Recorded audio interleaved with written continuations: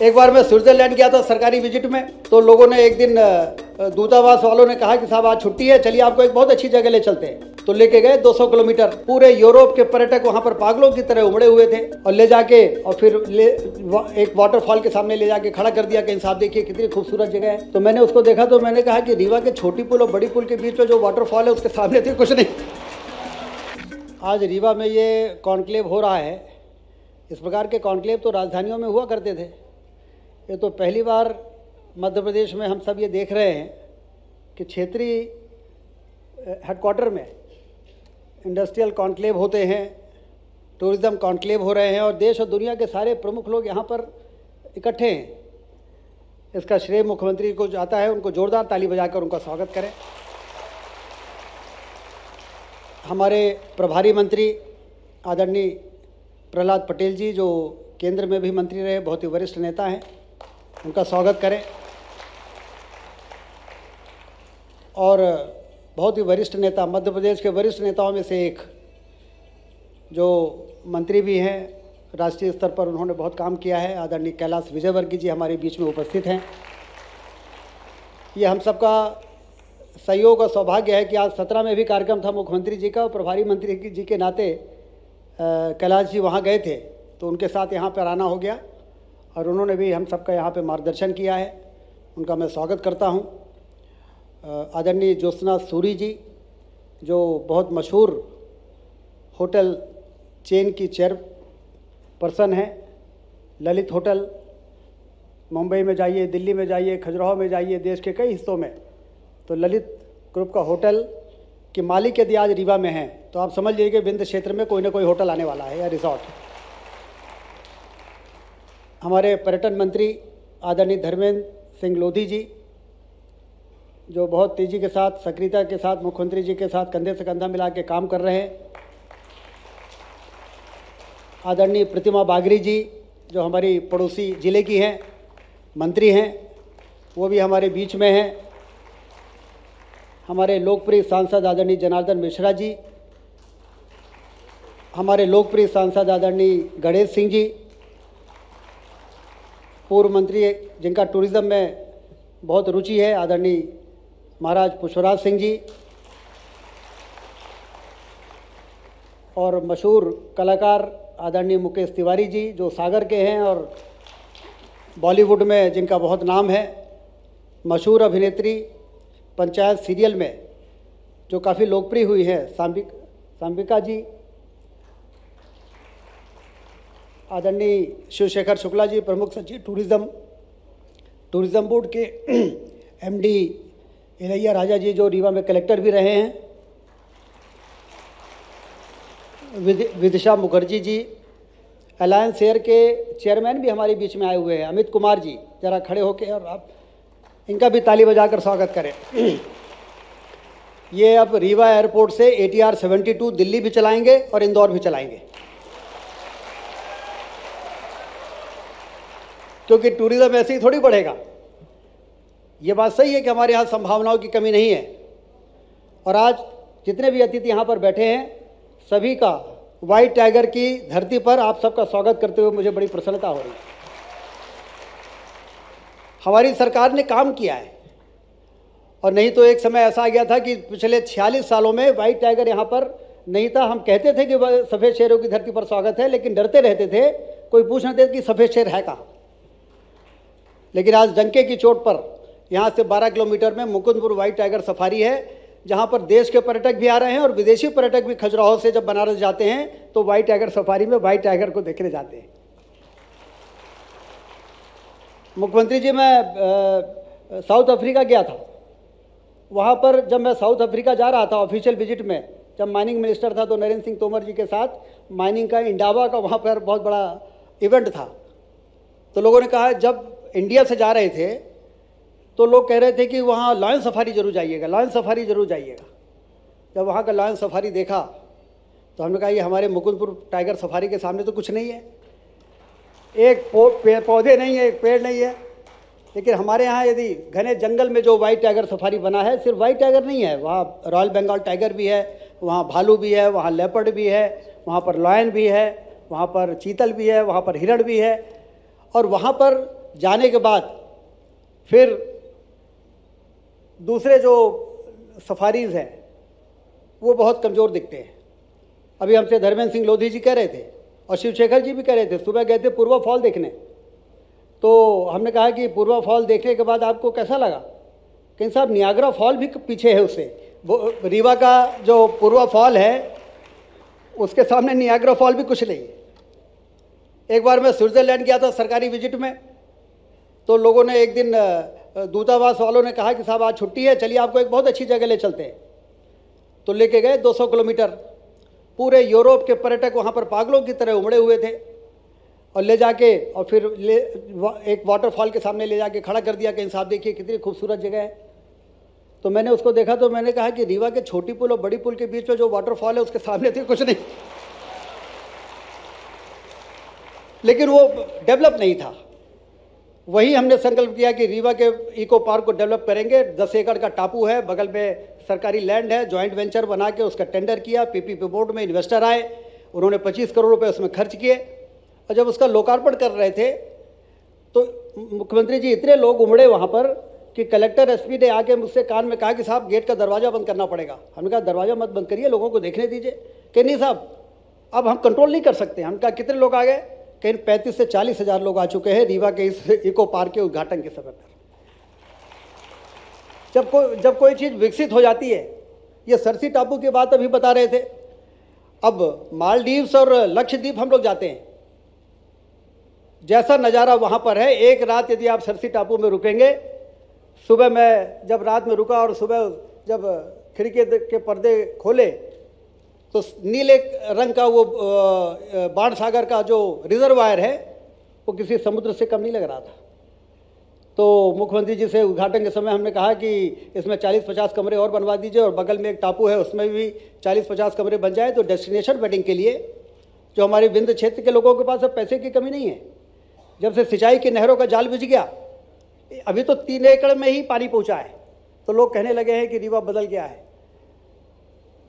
जिस दिन 9 लाख एकड़ में 6,000 करोड़ रुपए मुख्यमंत्री जी ने नई गढ़ी और हनुमना माइक्रो के लिए मंजूर किया है, रीवा के एक इंच जमीन में सिंचाई का पानी पहुंचा। अब धरती से दौलत पैदा होती है तो पर कैपिटा इनकम बढ़ती है, पर कैपिटा इनकम बढ़ती है तो बिजनेस भी बढ़ता है, खरीदी बिक्री भी बढ़ती है। आज रीवा में सारे ब्रांडेड शोरूम्स क्यों आ रहे हैं? होड़ लगाए हुए हैं, बड़े बड़े शॉपिंग मॉल्स बन रहे हैं रीवा में, क्योंकि खरीदी बिक्री बढ़ गई है। खरीदी बिक्री इससे बढ़ गई कि सिंचाई की नहरों से धरती से दौलत पैदा होने लगी है और रीवा का व्यापार बढ़ रहा है। सिर्फ 3 लाख एकड़ में आज सुबह जब इन्फ्लुएंसर्स के साथ हम लोगों ने सायाजी में मीटिंग किया तो लोगों ने कहा कि रीवा ने पिछले 10-15 सालों में बहुत तरक्की की है, अब आगे का क्या प्लान है? हमने कहा अभी तो जो तरक्की हुई है वो फिल्म का ट्रेलर है, अभी तो पूरी फिल्म आना बाकी है। अभी तो 3 लाख एकड़ में ही सिंचाई हुई है। जिस दिन 9 लाख एकड़ में सिंचाई का पानी पहुंच जाएगा उस दिन आप कल्पना नहीं कर सकते हैं कि कितनी यहाँ पर रिचनेस हो जाएगी और कितना यहाँ पर पोटेंशियल जो है वो कितना पोटेंशियल आगे बढ़ने लगेगा। अभी तो अमित कुमार जी आए हैं यहाँ टटोलने के लिए कि कितना पोटेंशियल है। मैं दिल्ली गया था अमित कुमार जी से मिलने और हमने कहा कि 40 मिलियन टन हमारे यहाँ सीमेंट बनती है, 15,000 मेगावाट कोयले से बिजली बनती है। दुनिया के सबसे बड़े सोलर प्लांटों में एक सोलर प्लांट हमारे रीवा में है 750 मेगावाट, जिसके 26% बिजली से दिल्ली की सारी पूरी की पूरी मेट्रो ट्रेन चलती है।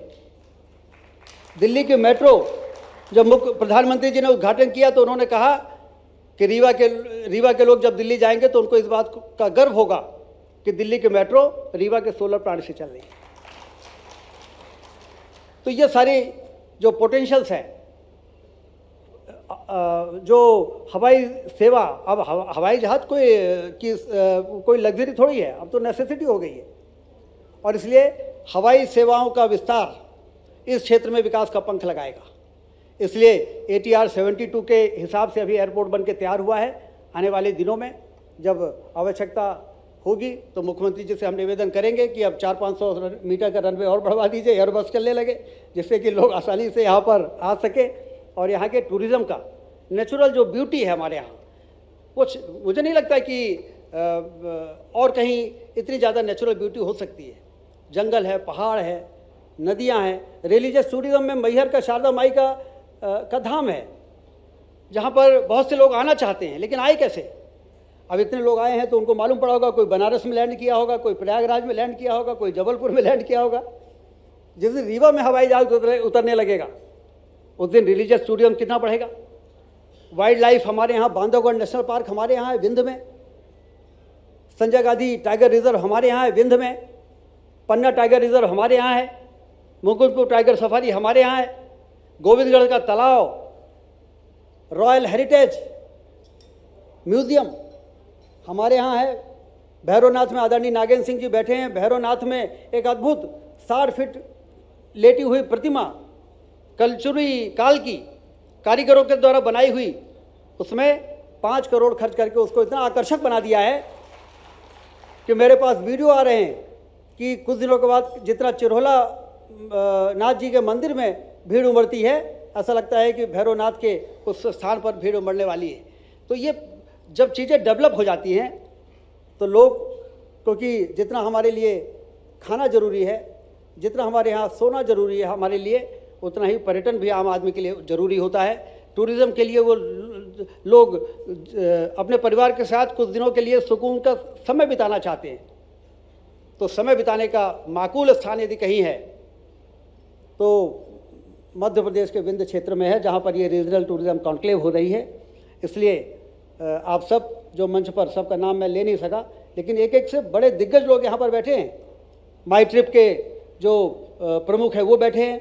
जिस प्लेटफॉर्म पर ट्रैवल एजेंट्स और टूर ऑपरेटर्स बुकिंग करते हैं, ट्रैवल एजेंट्स और टूर ऑपरेटर्स के सारे दिग्गज लोग यहाँ पर बैठे हैं। शायद जी में मेरी उनसे मुलाकात हुई है, उनसे परिचय हुआ है। ये सारे वो लोग हैं, इन्वेस्टर्स यहाँ पर बैठे हुए, रिजॉर्ट बनाने वाले, होटल्स बनाने वाले। यहाँ पर मुझे लगता है रेडिसन होटल रीवा में जो अभी अधूरा है, उसको पूरा करने की जिम्मेदारी जिनको मिली है वो मिस्टर शायद धीर भी यहाँ पर बैठे हुए हैं। ऐसे सारे लोग आने वाले दिनों में यहाँ पर पर्यटन की क्रांति। मुख्यमंत्री जी, मैं आपको इस बात के लिए बहुत अभिनंदन करता हूँ कि रीवा में वर्षों पुराना सपना, कभी हम लोगों ने सोचा नहीं था कि कोई कॉन्क्लेव ऐसा होगा जिसमें इंडस्ट्री के दिग्गज आएंगे। 23 अक्टूबर को कार्यक्रम हुआ था यहाँ पर, और अभी 1 साल नहीं हुआ है, और आज टूरिज्म से जुड़े हुए दिग्गज यहाँ पर आज इकट्ठे हैं। और हम लोग ये मानते हैं, हमने सिंचाई की बात की, यदि हरित क्रांति हो जाए, यदि उद्योग क्रांति हो जाए, यदि पर्यटन की क्रांति हो जाए, ये 3 क्रांतियाँ जिस इलाके में हो जाती हैं, उस इलाके में गरीबी और बेरोजगारी दूरबीन से भी ढूंढो तो नहीं मिलती है, ऐसा काम होता है।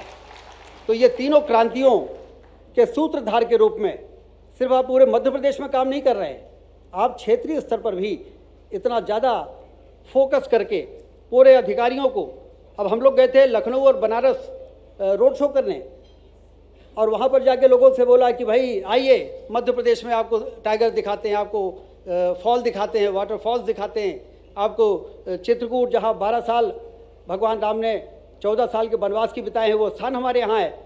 तो लोग बड़े प्रभावित हुए। तो इसलिए ये जो कार्यक्रम का आयोजन हुआ है, ये वास्तव में सिर्फ और सिर्फ यदि किसी को श्रेय दिया जा सकता है तो डॉक्टर मोहन यादव जी के विजन को इसका श्रेय दिया जा सकता है। इसलिए एक बार जोरदार ताली बजाकर उनका फिर से अभिनंदन करें। और रीवा के ये दामाद भी हैं,